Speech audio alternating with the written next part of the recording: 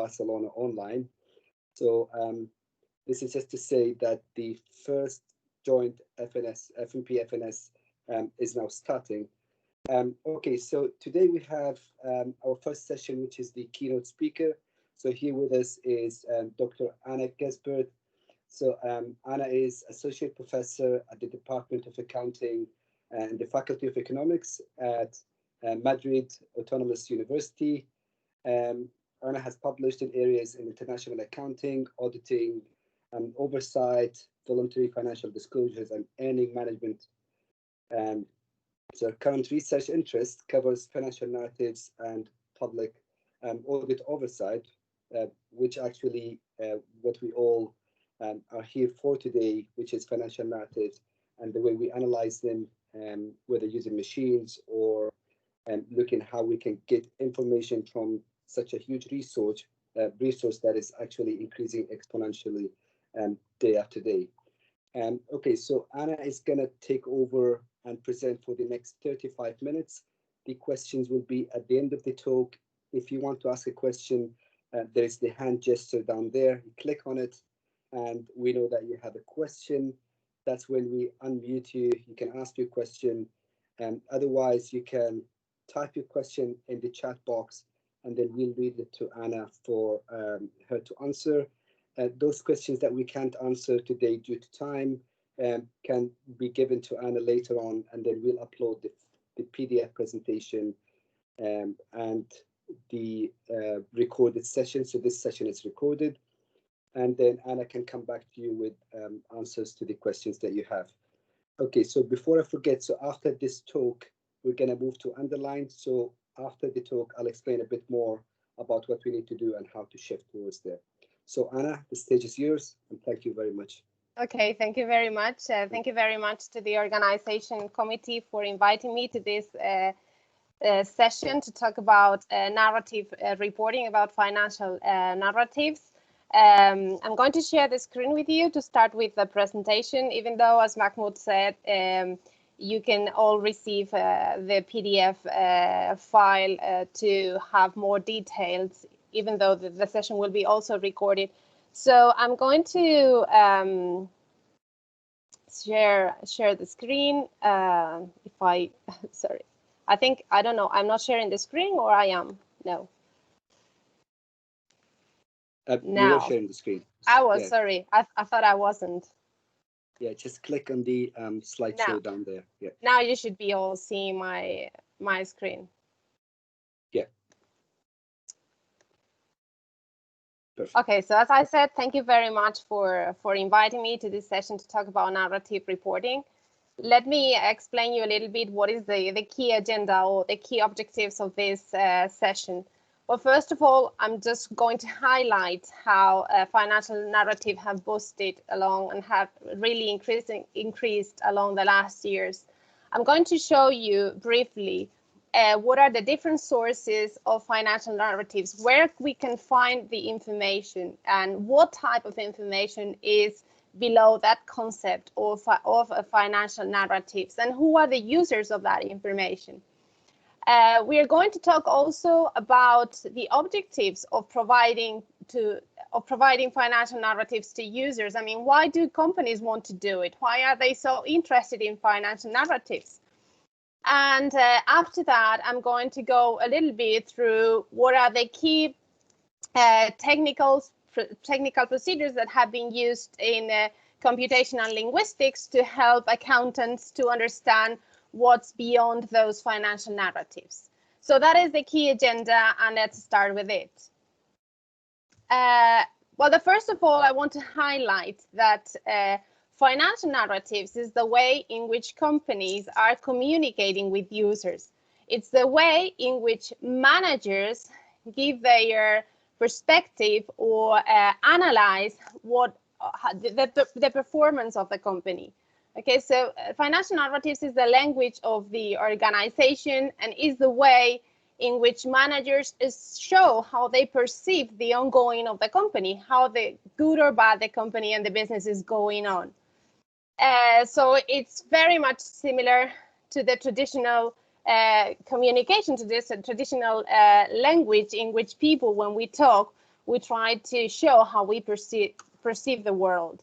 So again, just keep this idea in mind that narratives and financial narratives is the way in which managers and the organizations communicate with users.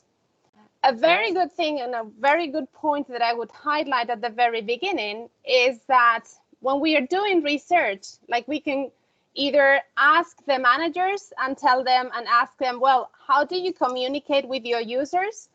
Okay, and doing interviews to do research. But in the case of the financial narratives, I think that one of the advantages is that we can go into the way that business communicate with users. We can go into the outputs they prepare and understand how they use the language and how they use different communication strategies to show shareholders and stakeholders in general to talk them or to let them know about the performance of the company, how good or bad the company is going on. So I think this is a great advantage of financial narratives, that we can really understanding how managers are using the language. We can really understand how they communicate with a whole bunch of stakeholders that we will see in a minute. So what are these users of these financial narratives? I mean, managers prepared a lot of information, but who reads this information? Who gets this information? Well, the key user is the investor, is the shareholder. That is the key user of the accounting language, is the key user of financial narratives, but it's not the only one. There are many other users of these financial narratives, which means that the financial narratives will be adapted to these users depending on what you want to communicate and what is the key user who's going to receive that information. You will communicate in a different way. So who are those users? Well, as I said, mainly investors. I mean, most of the information goes straight for the investors, but they are not the only ones. The financial narratives are also prepared thinking about the customers, thinking about the competitors, thinking about suppliers, thinking about banks and financial institutions, thinking about the analysts. These guys are constantly analyzing the performance of the company. So the financial narratives are also prepared focusing on the analysis that the financial analysts are going to do. Also thinking about the governments and the regulatory bodies. We will see that in a minute, how sometimes the tone of financial narratives is very much dependent on the litigation risk of the company, and also to the labor union, to the employees, to the media, and to the society in general. Multinational companies have tried to satisfy all this huge amount of users' needs. In the last decades, all these users have been claiming for more and more information, and that is partially what explains this huge increase in the financial narratives and the wide diversification of financial reporting. So as you can imagine, if companies have been preparing in the last decades narratives, information, qualitative information for all these type of users, you can already imagine that there has been a huge increase in the amount of information we can retrieve from the companies. So before going on, there are some definitions of what financial narratives are. Many definitions link it to social and environmental reporting. And it's true that this is like a big part of the financial narratives, but it's not the only one. Because as we will see in a minute, there are many topics that are included in these overall concepts of financial narratives. Before going on again, I just wanted to mention that financial narratives have increased enormously on a voluntary basis, which means that companies have voluntarily decided to increase the amount of financial narratives. the amount of qualitative information in the reports they release to the users. But in the last years, the European Union tried somehow to organize a little bit this amount of information and issued a directive that requires companies with more than 500 employees to release and provide non-financial reporting on a set of a minimum of items. Okay, so for many years, companies were increasing the amount of information, but not in a very organized manner. There were companies focusing more on social and environmental topics, and others maybe more on risks or on financial performance or on gender issues. And as I told you, since 2014, at least in the European Union, with the issuance of this directive, non-financial reporting directive, the key aim was basically to try to organize a little bit, at least the minimum matters that the companies should focus in these financial narratives. But still, there is a lot of information, and as we will see in a minute, this information is very much unstructured. So topics that we can find in these financial narratives. Companies talk about corporate social responsibility and sustainability, about innovation and research and development, about the impact of its activities in the society, about the performance and the future expectations about the company. They talk about human rights. They talk about fraud, anti-corruption and bribery, internal controls, strategy, about corporate governance. So as you see, there is a huge amount of information that is over there and that we need to analyze. And all this information, again, as I said, is mainly focused for shareholders, but they are not the only users. There are many other users of these financial narratives.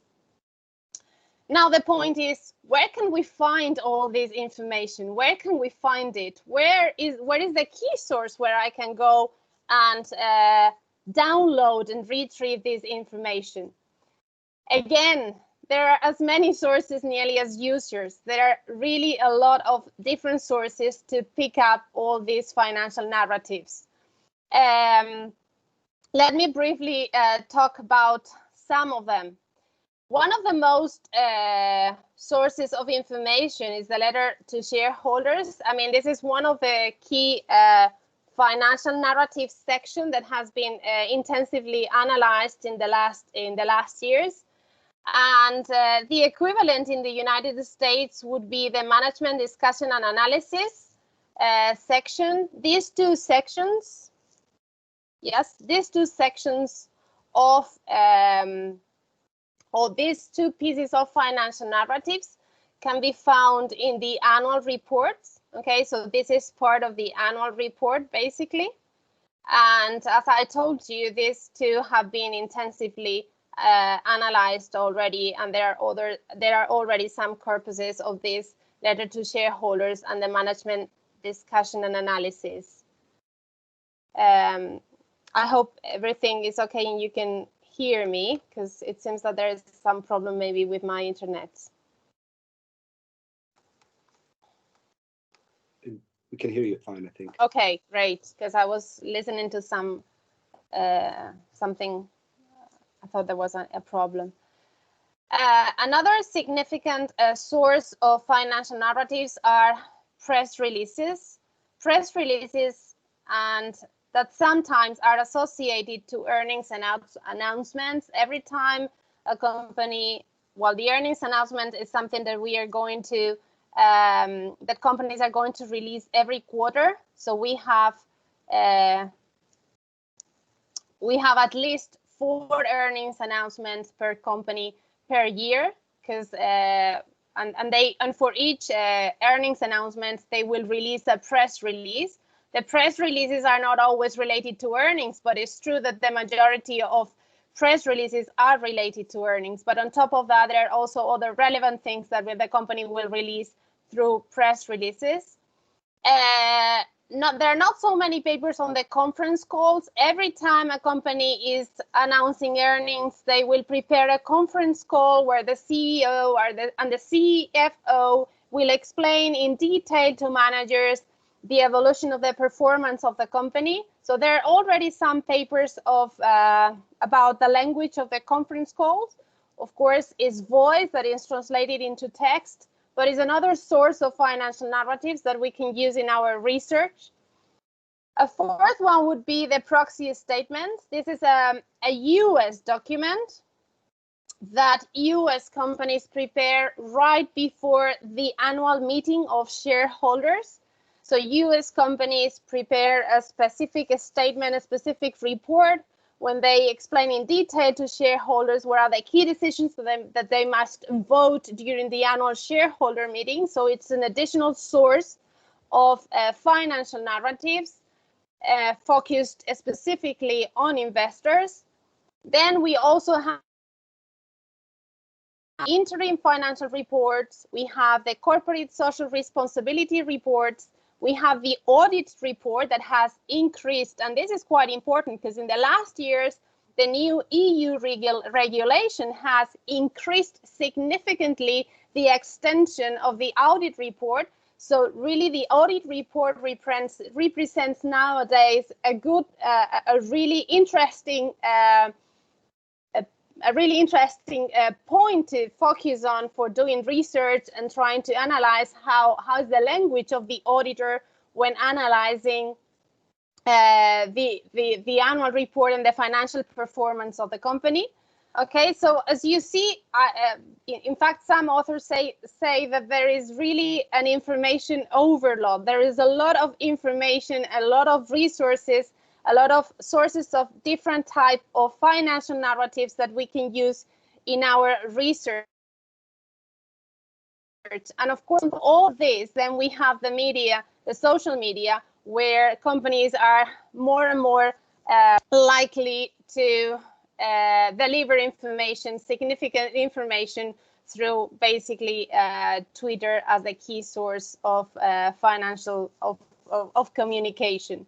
So I didn't mention the analyst reports. I didn't mention the IPO. Before a company is going to be listed in the stock market, they have to release and prepare a prospectus, a special report to be able to be listed in the stock market. So that's another additional source of financial information, financial narratives.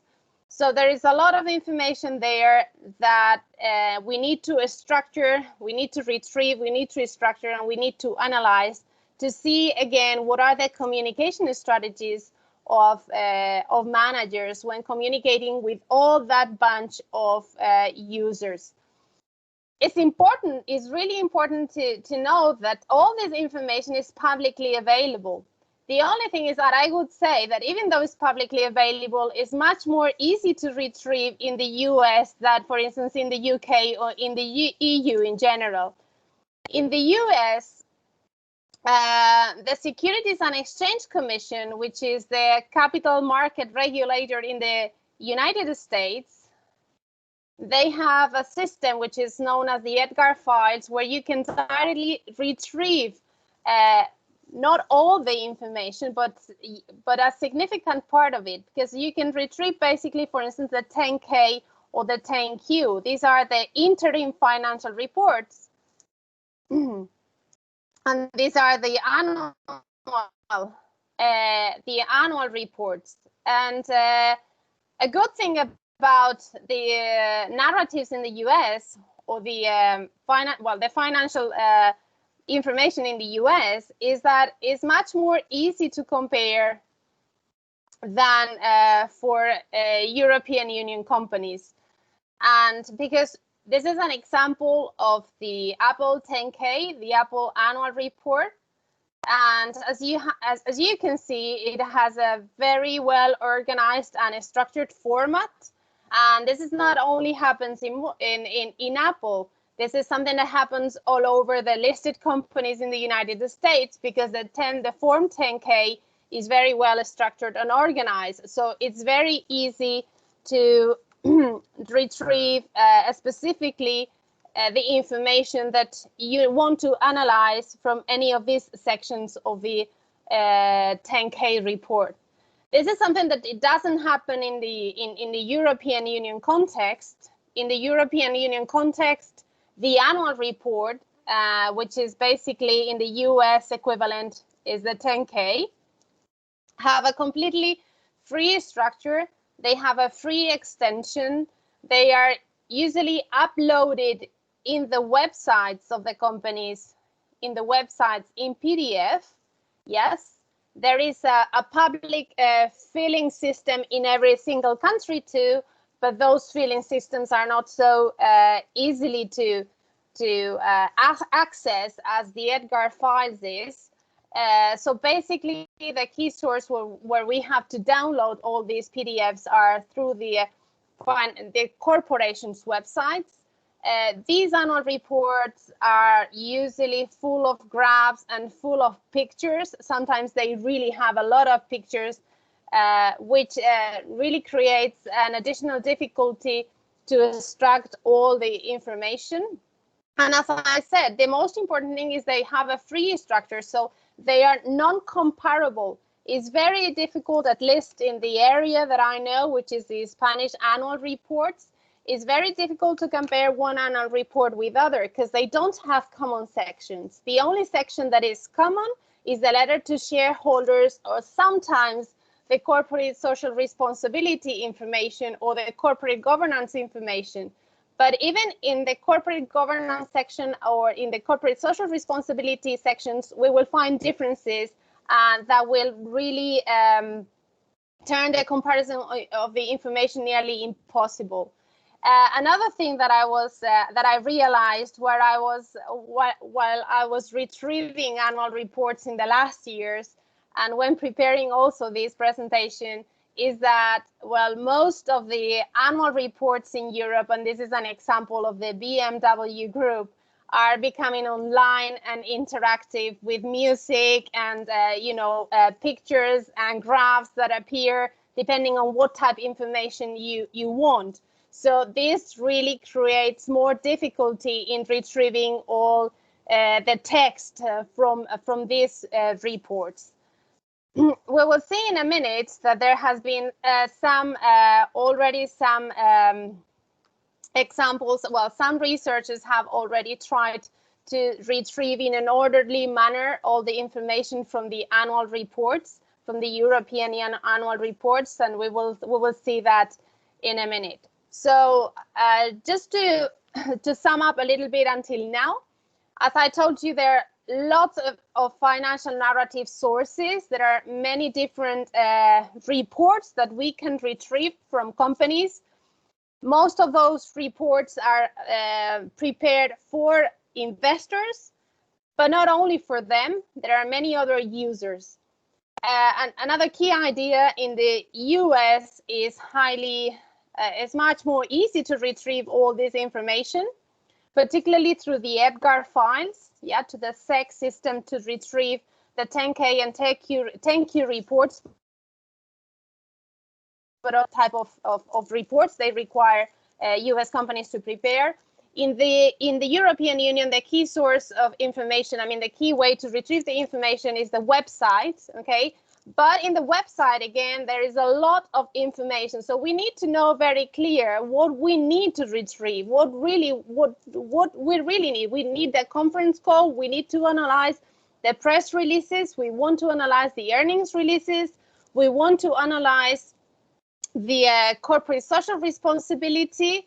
Okay, we want to analyze forecasted information, future prospect. What do we need? We need to understand what is the key source of financial narrative that we want to analyze, and then go to the websites and retrieve it basically through PDF files. Let's go now to the next step. Now we know the sources, where to find that information. So why companies are interested in disclosing information? But basically, narratives have a communication role.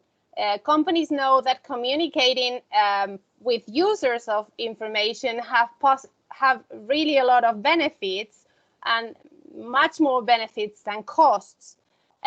Disclosure is going to increase the level of transparency in companies, and therefore companies are going to be able to reduce information asymmetries, is going to lower the cost of capital, the liquidity of the stocks is going to increase, and disclosure also facilitates very much controlling managers, the monitoring role of shareholders who need to control periodically managers. So there are lots of benefits associated to these communication roles of the narratives, but it's true that providing all these narratives is also costly for companies, because basically you are showing a strategic information that can be used by your competitors, and you may lose or put in risk your competitive advantage. Of course, if you are very transparent, that may lead you to some litigations from shareholders.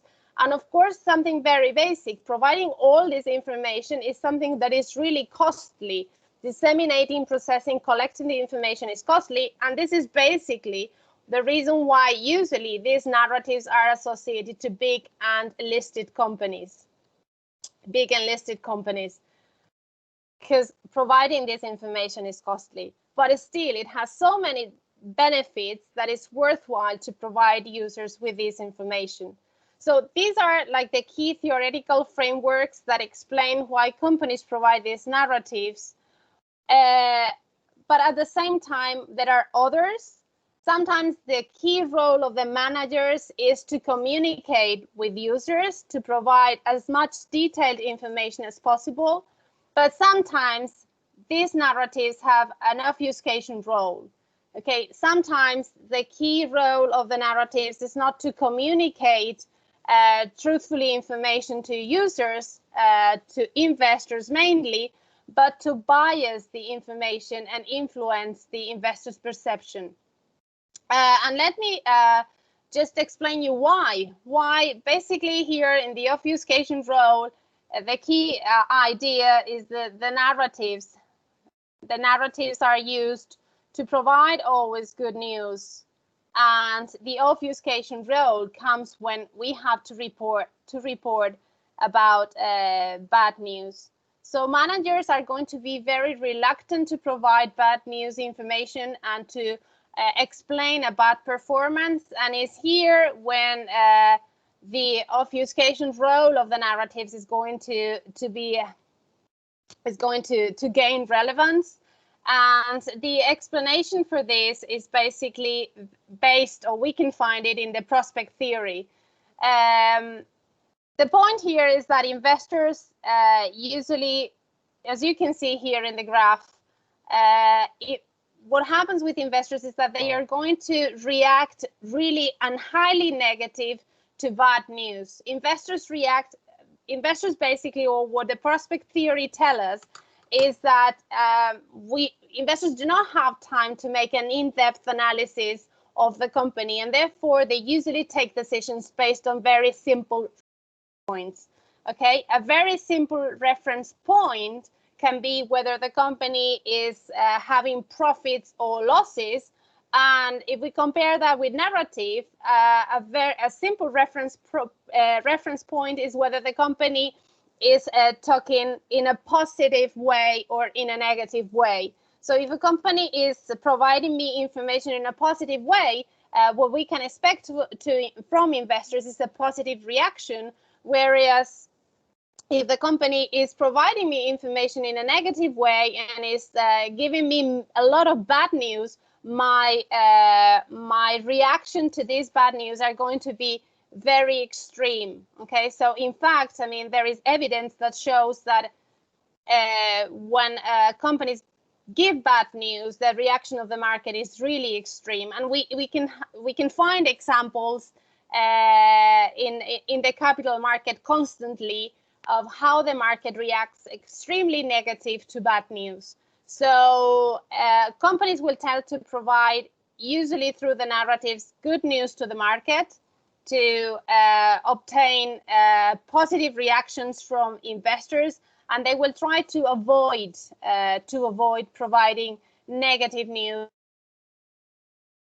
avoid strong decreases in the value of the stocks in the marketplace. A fourth theory that I also wanted to mention, but this one is more related to corporate social responsibility narratives, is the legitimacy theory that considers that the narratives are used basically as a mechanism to justify the actions of the company. Okay, so sometimes the rhetorical in the narratives is just used not with an informative purpose, not with an obfuscation purpose, but just simply to justify what the company is doing. So these are like the disclosure theories that explain or allows us to explain how financial narratives behave.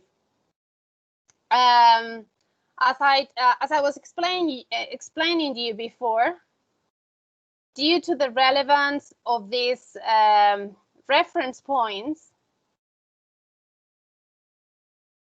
okay, which are basically reported earnings, what you can easily observe is that how the tone and how the narratives differ between profit versus loss firms, or between increasing earnings versus decreases in earnings companies. And in a very similar way, another key reference point for a company is going to be the analyst expectations. These guys usually do expectations and provide expectations about what is the expected earnings figure of the company. So for companies, it's really important to meet and beat these analyst expectations. So we can expect the narratives to be different, either more informative or more obfuscation or more deceptive, depending on whether we are analyzing a profit versus a loss firm, or whether we are analyzing a company that is meeting or is not meeting the analyst expectations, or basically is decreasing in earnings instead of increasing earnings. And at this point, I would like to talk about the literature that is related to impression management, that basically what it studies is how the managers use the language with these two objectives, informative versus opportunistically. The impression management literature, which I think is really something where the computational linguistics can really add a lot of value with the different techniques. The impression management literature, what has done in the last years is understanding the use of the language to obfuscate, either provide a more informative view of the company. And I highly recommend you to read this article that explains very clearly what are the different strategies that are used in the financial narratives to either inform about the performance of the company, or to conceal information about bad news. So I will explain you also I will show you some examples. Managers are basically, or the impression management literature basically considers that managers engage in two types of behavior when preparing the information, either attribution strategies, which is basically attributing positive outcomes to the company and attributing negative outcomes to external factors, or they can use concealment strategies, either to emphasize good news, to reveal how good the performance of the company is, and to avoid bad news. Okay, so for instance, for obfuscating bad news, to avoid bad news, what is expected from a company is to increase the difficulty in the text, and also to use more rhetorical manipulation and use a more persuasive language. Also, to emphasize good news, what we can observe in the narratives is basically thematic manipulation. Like, I only focus in the good news of the good things that are happening into the company, and I avoid reporting about bad news. Companies also use a lot of visual images and visual pictures and graphs, and they even do some kind of manipulation And something that I will show you in a minute is the performance comparison. When we are talking about the analysis of the performance, they pick up the figure we need, the figure we want to show a good performance, even though I'm a bad performer. So I'm going to bring you a couple of examples. This is a listed company, Repsol. In the 2015 annual report, this company had 1.2 million euros losses, but this is what they said in the annual report. As you can see, there is the text in Spanish and then the translation in English. The rhetorical expressions just Repsol launched an extensive action program aimed at achieving higher levels of profitability and efficiency in its operations, like rhetorical manipulation, always written in a positive way, so that the adjusted net result, which strictly reflects the operating activities, is 1.86 million euros. I mean, the result of the company was a loss of 1.2 million, but still they are reporting good news in the letter to shareholders. And again, on the next year, what they do is picking up the figure or the benchmark from the previous year. They said that the net profit has increased in 3,000 million higher than in 2015.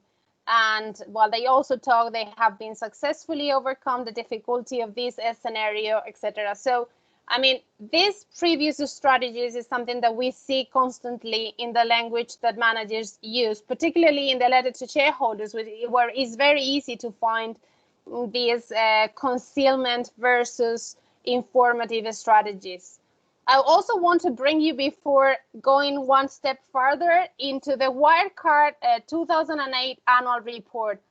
I don't know if there is any German in the audience. If there are, they will know very much about the case of Wirecard. Wirecard is this is an extract of the 2008 annual report. If you read it carefully, you will find that it is constantly providing positive information, a positive analysis of the performance. They talk about new research and development activities. They talk about new important technological activities constantly. They, in fact, talk about future performance, expecting a huge increase, 740 million euros compared to this year data, which is 560.5 million. I mean, a huge increase in performance for 2019. And surprisingly, you have here a summary of what happened to the company. But this is the 2018 annual report. In that same year, there is a whistleblower contacting the Financial Times and suggesting that this company was committing fraud. In fact, they mention about the fraud down here slightly, okay, with a very rhetorical language, saying that they will, of course, try to investigate in depth what's going on with that whistleblower and with the accusations about financial fraud. In October 19, the supervisory board of Wirecard, they had to make a contract with KPMG to conduct an independent investigation about the accusations of fraud. And surprisingly, now in the 2020, basically, Wirecard is managed by an insolvency administration, because in 2019, the auditor found out that there was a 0.9 billion euro of cash that were missing. Okay, so this is a very extreme example of how the narratives are very much biased under certain circumstances, because managers have incentives to do so.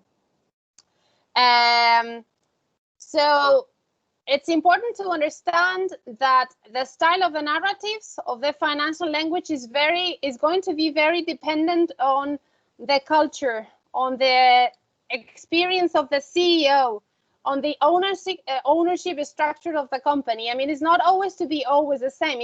It's going to depend very much on ownership, on countries, on industries, on the experience of the CEO, on the reputation of the CEO. Okay, and of course, another thing is that it's also going to depend across sections, which really shows that financial narratives offer a wide variety of opportunities for new research and communication strategies across countries, across industries, depending on who is the owner of the company, depending on the section that we are looking at. So there is a whole bunch of research opportunities over there. So I'm going to talk about a little bit about how NLP has helped by now the analysis of their financial narratives. I'm not an expert in computational linguistics, neither in natural language processing, so I'm going to go through a very overall overview. At the end of the presentation, you have a lot of references that I included in the presentation that will provide you a much more detailed picture. So I would say that one of the key challenges of computational linguistics and natural language processing is develop new tools to retrieve all these amount of information that I have talked to you already, to retrieve the content of all these different type of narrative sources that we can find over there, mainly in the company's websites, and create corpuses related to all these different topics that are incorporated in the financial narratives, topics related to corporate social responsibility, topics from the audit reports. I told you that the audit reports really offers nowadays a good opportunity for new research. Gender issues, corporate governance, contracts, and this is important because the auditors are claiming really that they need the help of computational linguistics to understand and better to understand the contents of these contracts within companies. Corpuses about fraud controls, about risk. So there is quite a lot of information there to be retrieved and analyzed. There has been some examples nowadays. There are a couple of research teams in the UK and Spain. Let me start with the first one, Mahmoud, Alves, Rison, Walker, and Young. They describe in the paper they published in 2019 in Accounting and Business Research. They provide a very good description of the procedure that they have developed to download in a structured manner the different sections of the UK annual reports of a total of 26,000 annual reports of UK listed companies. So they have developed at Lancaster University this tool to be able and have created a very significant corpus of financial narratives coming from the annual reports of UK listed firms, and they have extended this procedure to a set of annual reports from Portuguese listed companies. And we have also tried to adapt at the Universidad Autónoma de Madrid at the Computational Linguistics Department, led by Antonio Moreno. We have also tried to adapt this tool to a set of Spanish annual reports.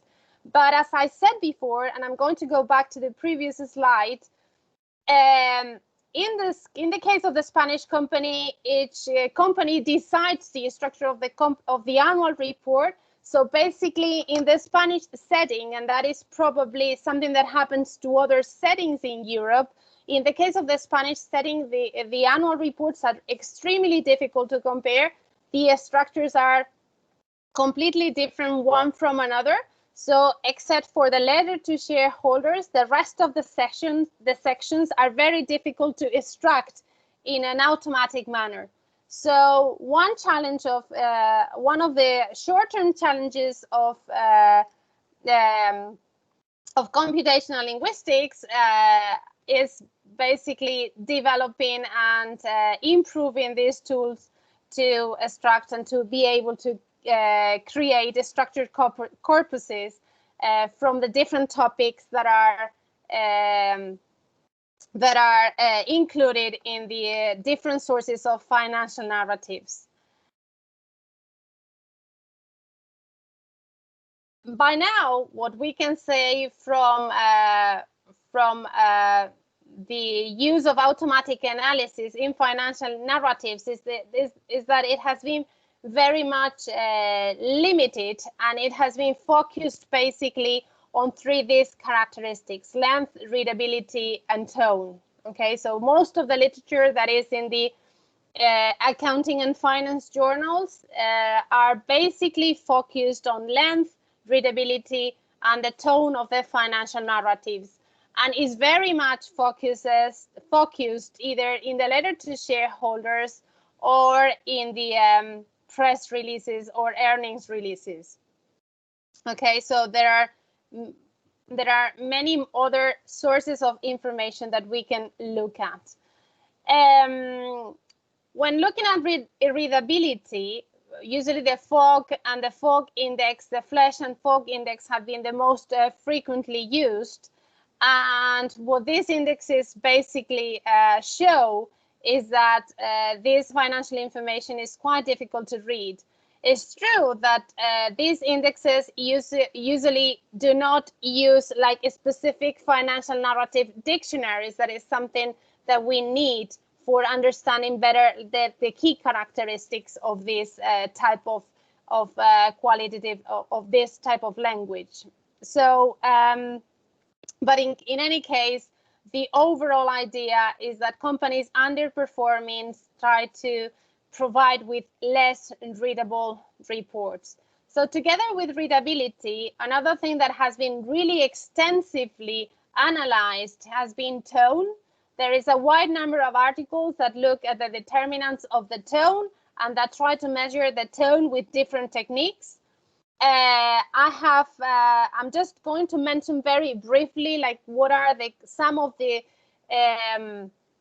determinants of these tones. Of course, the first is the financial performance. Depending on the financial performance, the company will provide with more positive or negative information. But there are many other factors, like the tenure of the CEO, the personal characteristics of the CEO, the complexity of the firm, the growth potential, the fact on whether the company is going to issue new shares. I'm going to go a little bit faster. You've got here a detail of what are some of the studied factors that are influencing the tone.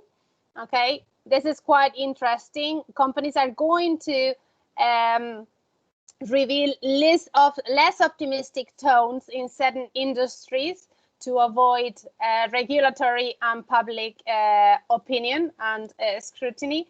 So the point now is, well, we know what factors are influencing tone, but how do we measure tone in financial text? On what techniques have been used in financial text? I'm not an expert on them. 5 minutes, Anne. Okay, I'm just finishing quickly. I'm not an expert on the techniques. I'm just going to list a set of techniques that you can find in the accounting and finance articles, okay, so that you have an idea that is you as an expert will think that, of course, there are many more things to do. And by the end of the presentation, it's very likely that you end up considering that we've been using probably like very simplistic mechanisms in accounting and finance. These are some examples here that I have listed for this presentation: the general inquirer, diction, naive Bayesian machine learning algorithm.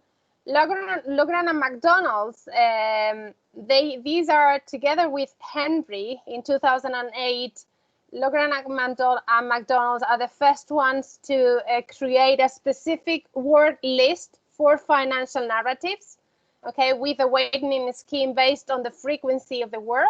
So they specify the list of positive and negative words that can be that are more frequently used in financial narratives in order to measure the tone of the texts that they are analyzing. And in fact, the Lagrange and McDonald's word list is the basis for this analytic tool that was developed by the Wharton Research Data Services. They have a sentiment analysis platform that is very much based on this list from the previous mentioned authors. So I'm going to go a little faster, but I want to highlight two things. Well, first, that is scarce to the accounting and finance literature is not considering very much in the analysis, like the words combinations. We need more fine-grained analysis. We need domain-specific terminologies. We need to develop more domain-specific terminologies. Like an example, for instance, a very good thing is that, for instance, the word beat, which may be or which may have a negative connotation in any other area, it has a very good and positive connotation in the financial narratives. If you are beating the benchmark, if you are beating the market, that means that you are performing really well. So we need more detailed dictionaries. We need more detailed words to understand what are the key words in financial narratives. We need to go deeper into the communication style. We need to know how the managers are communicating and biasing the information. So we basically need more automatic and fine-grained discourse analysis. Other methods, and let me go a little bit further, other methods that researchers have used are LDA to go further and study a little bit also the redundancy of the text, the boilerplate or the boilerplate or the stickiness. That's another recent paper that was published in the Journal of Accounting and Economics. But it's still, well, linguistic inquiry, Concordar's software, the SAS text miner platform, algorithms. As you can see, they have been used to analyze for identifying bankrupt versus non-bankrupt firms, to analyze corporate social responsibility reports. Okay, so this is an overall overview of what's been done by computational linguistics in financial narratives. But I think there are many more things to do. The financial narratives provide a lot of opportunities for new research, and people from accounting and finance, we really need computational linguistics to move on. We need to understand and in a more automatic manner how managers are communicating with users, because most of the analysis, most of the impression management analysis has been done in a manual way. So we need accountants. We do not have the technical knowledge to develop new algorithms or to proceed with a proper automatic analysis. So we need computational linguistics. We need information technology researchers to move on and try to understand better how companies communicate with users. And it's not only the research area, but it's also the professional area in accounting and finance who are also claiming the need to expand big data and artificial intelligence techniques to deliver higher quality auditing and financial services. So this is everything. I think I've been going very fast. Thank you very much for the attention. And I'm just here for your questions. Thanks a lot, Anna. That was really interesting, and a lot of information about financial narratives, especially between Spain and the UK. And it's good to see how that relates to the stuff that we've been working on, especially in the project with the Spanish annual reports. So we've got a few minutes for questions And for those who can hear me, on the chat box, I added links to guide you on where to go after that. So after that, we're going to go to underline and take the workshop from there. But for now, please post your questions in the chat box, and I'll read them to Anna, or if she can see them, she'll just answer directly.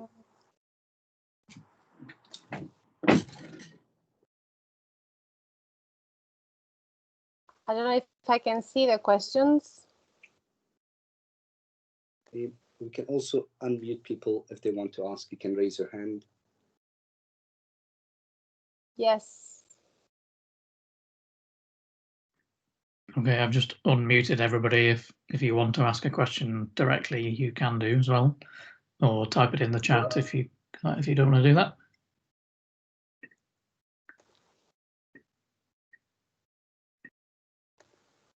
Well, in any case, if there are any questions that somebody, because I talked about many things and many concepts, and I think quite fast. So if you have any doubts, you have my email. Well, the session was recorded, and you have my email in the presentation. So just feel free to email me to go, to ask me anything about related to financial narratives, further detailed of the references of the literature or the sources that you can find the information. So we've got a question, Anna, and also a hand risen. So George, do you want to speak? I think you need to unmute. So hello everyone. Thank you, Anna. Thank you a lot for this very interesting presentation. And sorry about the dog. She's right outside, so I cannot stop this. So I have a question. So do you believe from what you said that even the discovery of possible topics, we have also this topic discovery and tracking, TDT, aspect of computational linguistics. So discovering the common topics across different reports and perhaps in different contexts would make sense as a task? I think so, indeed. In fact, I think it would be quite interesting to know how these topics have evolved historically, because I'm sure that, for instance, a topic such as corporate social responsibility has gained an enormous importance or relevance, for instance, in the holders or even in the press releases of the companies. So yes, indeed, the topics is, and I think that there's not a lot of research about topics because most of the accounting and finance literature has to do it manually. But yes, topics is indeed an interesting area for research. I think the key point is trying to identify whether develop tools that allow us to identify in a clear way whether the managers is really providing us with rich information, is providing you investors with rich information, is complying with this informative role, or is obfuscating. I mean, developing tools that allow us to discern whether the manager is following one path or the other, that would be really useful, I personally think. But of course, also understanding the topics and how companies have evolved, how the topics have evolved historically, I think is really relevant too. Thank you very much. Thanks a lot. I see we have a question, but the problem is we have to go to underline. So I'll just read those quickly. So a question from Marina about whether it's easy to obtain US related reports. And yes, as Felix says in the message, you can scrape those, Marina. So 10Ks and 10Qs, and you can scrape them from Edgar, which is where the annual reports are. So someone asked, is there a big corpus of financial narratives? Yes, we do have one. Yeah, so we have plenty of corpora. If you look at our websites or email me, and I'll send you the links to those corpora that we have. But really, thanks a lot, Anna. That was really interesting. And well, as we said, the talk is recorded. We also provide the slides. And after that, we'll move into underline and have a look at the links in there. Thanks, Anna. Great. Thank you very much. And any question, you can just send me an email. Thank you very much for the invitation. Appreciate it. Thanks all. See you in underline. I'll be speaking there. Okay, bye-bye. Ciao.